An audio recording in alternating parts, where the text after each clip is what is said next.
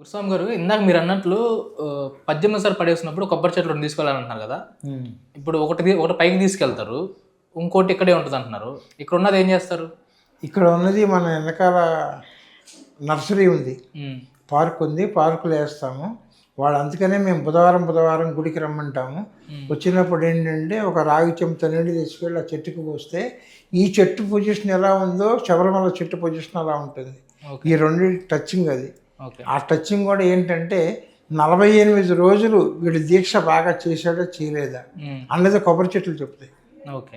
అట్లాగే ఈ కొబ్బరి చెట్టు అనేది అక్కడ మనం స్వామిని దర్శించుకున్న తర్వాత వచ్చి అక్కడ పాతి పెట్టాలి, లేదంటే ముందే? లేదు, ముందే పాతేసుకొని మనం వెళ్ళిపోవాలి. కానీ చాలా మంది పైకి వెళ్తున్నారు కదా ఎత్తుకొని కొబ్బరి చెట్టు తీసుకొని. తీసుకెళ్ళి అక్కడ మేము మొన్న వెళ్ళొచ్చాము. మేము మొన్న వెళ్తే చాలా మంది కొబ్బరి చెట్టు తీసుకొని పైకి వెళ్ళారు. మరి కింద మరి మాకు కనిపించింది. వెళ్ళేటప్పుడు వేసిన కొబ్బరి మొక్క ఉంటుంది, తిరిగి వచ్చే కొబ్బరి మొక్క వాళ్ళు అక్కడ అలాంటి చేయరు. అదేంటంటే మనం 18 ముద్ర కర్ర ఒకటి స్వామికి చూపించాలి. ఓకే. స్వామికి చూపించాలని అంటే వాళ్ళు లోపలికి తీసుకెళ్ళి చూపిస్తారు. దానికి కూడా వెయిట్ ఉంటుంది. ఓకే, ఇంత వెయిట్ అని కర్ర 20-25 గ్రాముల కర్రని లోపలికి తీసుకెళ్తారు. అదే 250-300 అరకిలో వెయిట్ కూడా కర్ర ఉంటుంది. కర్ర తిరుగుతుండే వర్ణాలు. అందుకని చెప్పేసి అది లోపలికి ఎంటర్ చేయరు, ఫ్లైట్లోకి తీసుకోరు, ట్రైన్లో కూడా పట్టుకుంటారు. ఓకే. అది చూపించిన తర్వాత ఆ కర్రను ఏం చేస్తారు?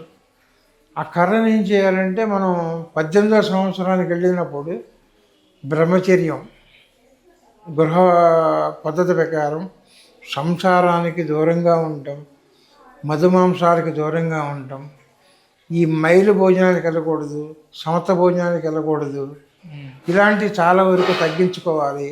బుధవారం మనం బతుకున్నంత వరకు కూడా కాలుకు చెప్పేయకూడదు. అది ఎంత ప్రోగ్రామ్ అని, ఎంత యాసవకాలం అని, ఒక బుధవారం మనం అదొకటి పాటించాలి. శిష్యుల్ని ఎప్పటికప్పుడు కూడా మనం ఫోన్ చేసి స్వామి ఎలా ఉన్నారు, ఎక్కడున్నారు, ఏంటని పలకరిస్తూ ఉండాలి. అలా పలకరించిన వాడే గురువు. ఈరోజు అయిపోయింది కదా, శబరిమల తీసుకొచ్చేసాం కదా అని మన ఇష్టం వచ్చినప్పుడు ఇంకా తిరిగేస్తే రేపొద్దున శిష్యులు కలవటం అనేది చాలా కష్టం.